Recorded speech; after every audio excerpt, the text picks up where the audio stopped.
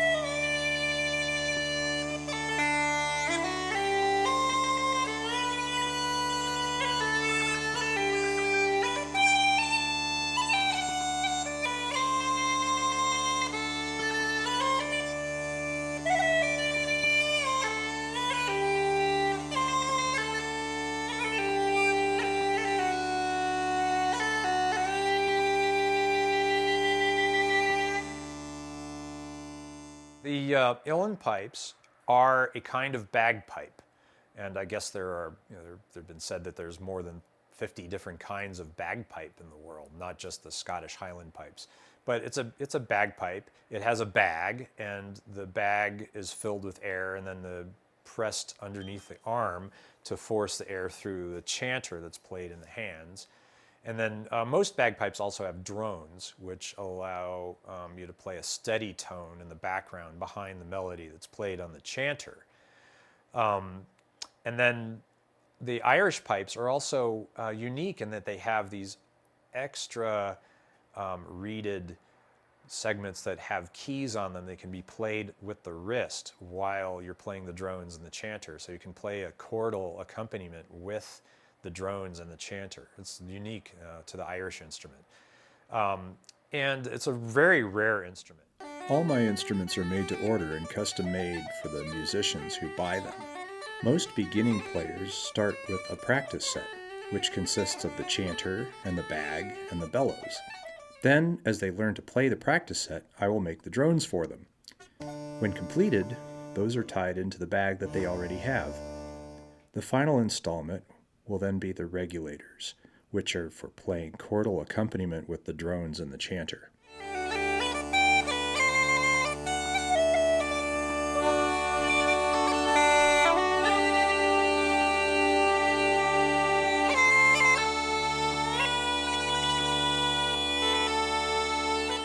Like most makers of uilleann pipes, I have a backlog. so my customers will have to wait a few months before receiving an instrument from me. For most, I think learning how to make the pipes would be a daunting task. Did you have any kind of background that made you think that, well, maybe this is something I could tackle?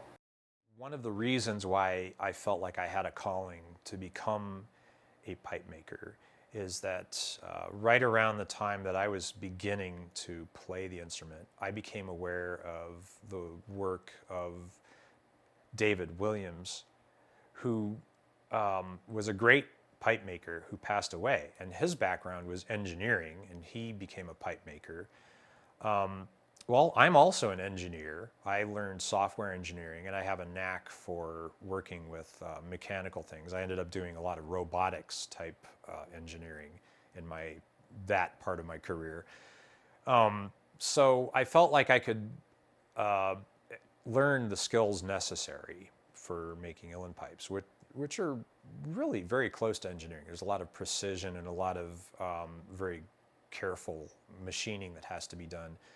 And it's a combination of woodworking skills and metalworking and leatherworking that are required, but also a certain understanding of the science of acoustics and also a very good grasp of how to play the instrument are all really required to become a quality pipe maker. The first thing I had to do was understand that uilleann pipe making involved learning how to turn wood on a lathe and also how to turn metal on a lathe and to be able to silver solder metal and to work leather to make the bellows and the bags. So the very first thing I did is I bought myself a cheap lathe and I set up a small shop in my basement. And I learned how to turn wood from some friends who were turning wood. And then after I learned a little bit about that, I contacted Tim Britton, who is a uilleann pipe maker who lives in Fairfield, Iowa. And I asked him, hey, would you show me how to make uilleann pipes? 'Cause I'd like to learn how to do this, but I can't just go learn how to do this from a book. And so he offered to let me come visit him for a week. And he and his apprentice spent a whole week with me every day, showing me some of the basic skills that I would need to learn in order to make uilleann pipes. So he showed me how to ream the inside of a chanter and how to gun drill a bore and how to turn wood and how to silver solder and some very basic skills there. It was very important. So I went back home after that and I learned how to do that myself. And then a couple of years later, they were offering a class at Willie Clancy Summer School, which is in Milltown, Malbay in Ireland. And I went there for a week and I learned more about pipe making from the two great teachers of that class, which were David Quinn and Bill Heineman. And they both taught that class for a week.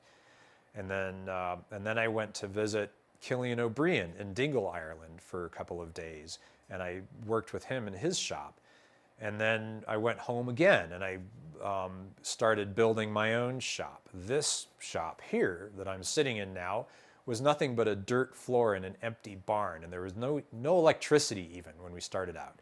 So I had to build this shop up from absolute scratch and bought new equipment and learned how to use it, and then continued to stay in touch with my teachers, all of them, through the internet and through telephone calls and other visits, more visits back to Ireland, back to Iowa.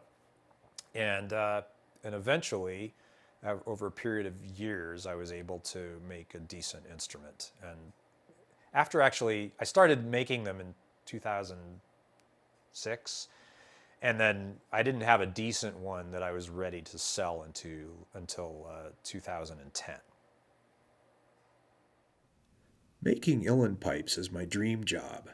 To follow my dream, I had to learn woodworking skills and metalworking and leatherworking, and I had to learn to play the instrument at a certain level of ability.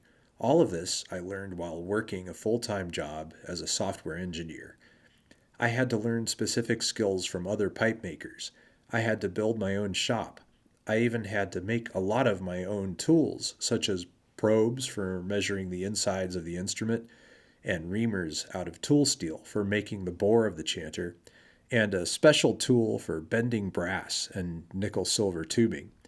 Sometimes I have to make my own metal tubing from flat pieces of brass and nickel-silver, and silver soldering the seams. As I chase my dream of making uilleann pipes, I'm constantly making mistakes and learning from them the hard way through experience.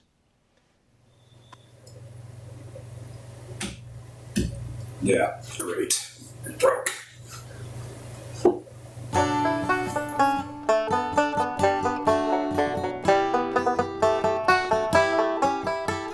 Making uilleann pipes is hard work. I often have to work long hours and late nights. It's difficult, and things don't always go just right. It can be very frustrating at times. But this has been a very rewarding journey still.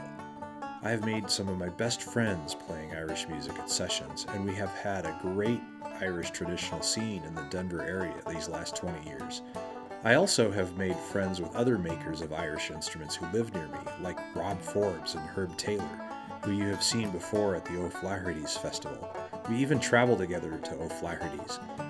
Rob and I also like fly fishing, and sometimes there's a perk to being self-employed. You can take off during the week when the river is less crowded.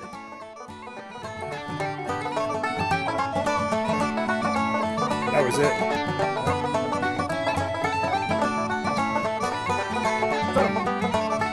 Yes!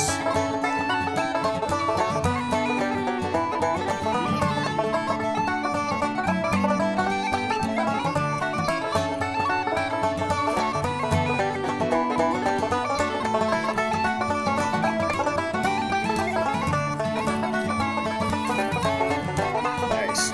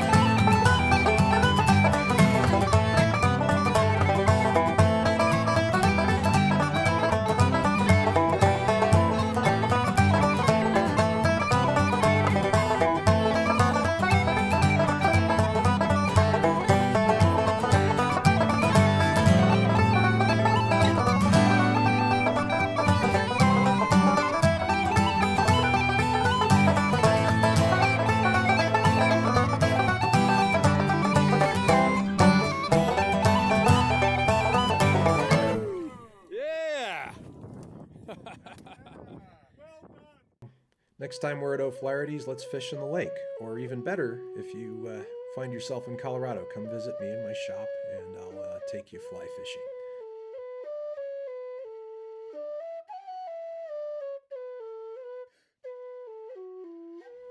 The heart of the uilleann pipes is the reed. The reed generates all the sound that the instrument produces.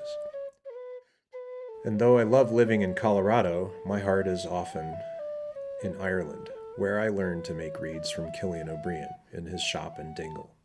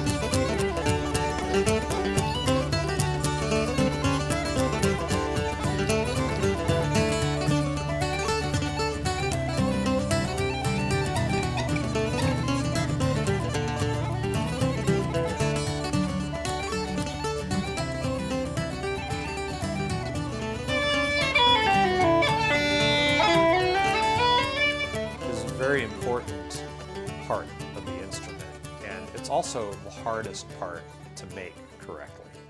And it's also the reason why, as an uilleann pipe maker, it's very important that I know how to play the instrument, because if I can make the reed correctly, it will play correctly, and it'll feel right under the fingers of the player, and it'll sound right, it'll be in tune, and it'll have the right tone, and it'll have the right responsiveness. All of those things are very difficult to do if you don't know how to play the instrument as well as make the reeds.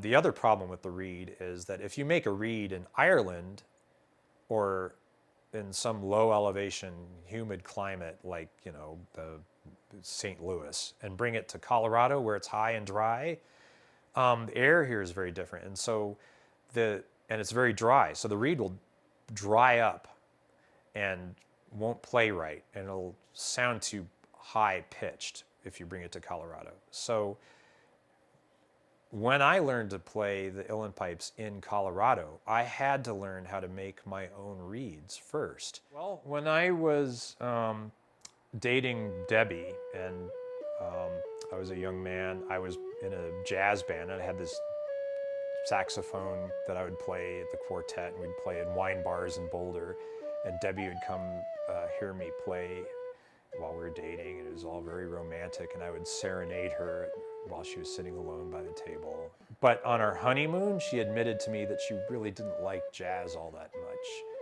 So kind of in a panicky moment, I said, well, what do you like to hear? And so we both discovered that we also grew up listening to Irish traditional music. I grew up listening to the Chieftains and the Bothy Band, and also Silly Wizard was a big favorite of mine.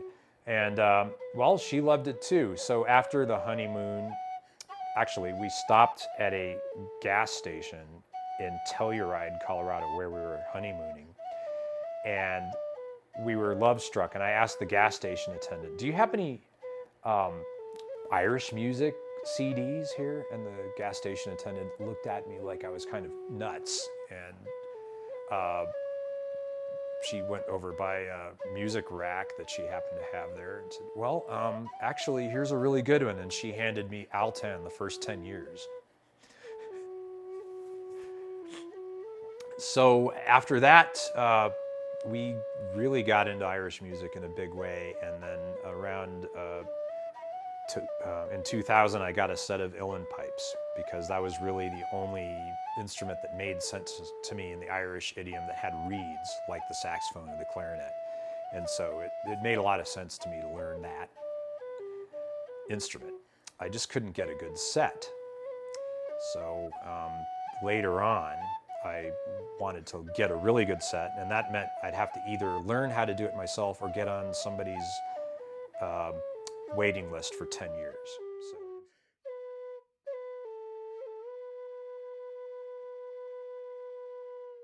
Thank you for watching my little video multimedia project, especially if you didn't enjoy fishing. Thanks for putting up with the gratuitous fishing part. And I especially want to thank Ken at O'Flaherty's for inviting me to make this video for the O'Flaherty's Festival, and I do hope that we get to see each other again next year in person. And in the meantime, please come visit my website at dirkmewes.com, and if you have a chance to visit Colorado when it's safe to do so, please do, and come visit me in my shop.